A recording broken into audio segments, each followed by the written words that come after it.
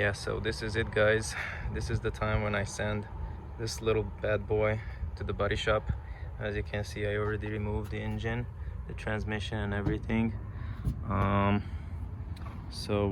Hopefully I'm gonna send it to the shop. They're gonna fix it in like 3 to 4 weeks, and this is the last time when the car looks like this. So I'll keep you guys updated on the project. So hopefully in a couple of weeks I can show you the final product. It's not gonna be cheap, guys. Here's the rest of the parts. It's gonna go in the car.